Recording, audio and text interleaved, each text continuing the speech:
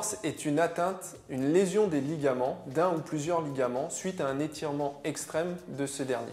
L'entorse peut arriver par un choc direct, lors d'un contact avec un adversaire par exemple, ou lorsque le pied retombe sur une surface inadéquate, ou alors lorsque le pied est bloqué sur un changement d'appui, par exemple au basket ou au tennis. L'entorse va toucher toutes les articulations puisque les ligaments renforcent l'articulation. Donc ça pourrait être au niveau du genou, au niveau de l'épaule, au niveau du poignet. Mais l'entorse la plus fréquente est l'entorse de cheville avec 6000 cas recensés par jour en France, ce qui fait d'elle une pathologie qui n'est pas à négliger. Pour prévenir l'entorse, on peut distinguer plusieurs phases. La première, c'est intégrer des exercices dans le cadre de l'échauffement, des exercices de type proprioceptif, c'est-à-dire un travail d'équilibre, de rééquilibre, de renforcement des muscles périarticulaires qui vont stabiliser l'articulation. Autrement, on peut réaliser des séances spécifiques d'entraînement qui vont s'articuler uniquement autour du thème rééquilibre, équilibre, proprioception. On pourra utiliser ensuite, dans un but de prévention, le strapping, dans le but de solidariser les articulations et d'avoir un retour proprioceptif afin d'augmenter la vigilance sur l'articulation visée.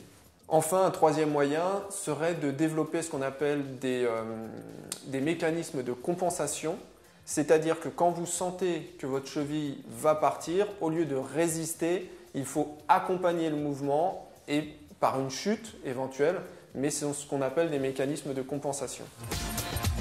Le premier geste à avoir sur le terrain quand ça arrive, c'est d'appliquer ce qu'on appelle le protocole RICE, qui signifie Rest, Ice, Compression, Elevation, c'est-à-dire en français repos, appliquer de la glace en protégeant la peau pour ne pas brûler cette peau, comprimer et élever, c'est-à-dire surélever le membre lésé.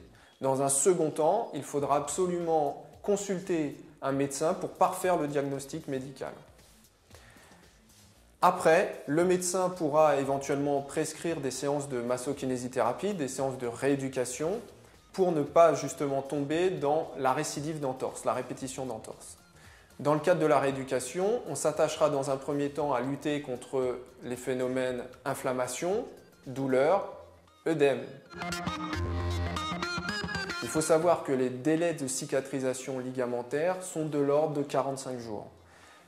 Pour cela, généralement, on double les délais de cicatrisation pour la reprise du sport. Donc on est aux alentours de 90 jours. Enfin, il faut savoir que l'utilisation d'une bande de contention adhésive à chaque étape de la rééducation est intéressante, voire à la reprise du sport. C'est-à-dire que dans une première phase de la rééducation, quand la cheville est encore inflammatoire, œdémiée, on pourra réaliser un strap pour éviter les mouvements qui vont vers la lésion, qui vont aggraver la lésion. Puis progressivement, on utilisera moins le strapping pour enfin, à la reprise du sport, l'utiliser dans un but protecteur. En conclusion, l'entorse de cheville n'est pas une pathologie bénigne comme on pourrait le penser. Le risque majeur, c'est un risque de récidive, d'entorse récidivante, d'entorse à répétition, qui va engendrer une fragilisation des ligaments et de l'articulation, voire des articulations sous-jacentes par des phénomènes de compensation.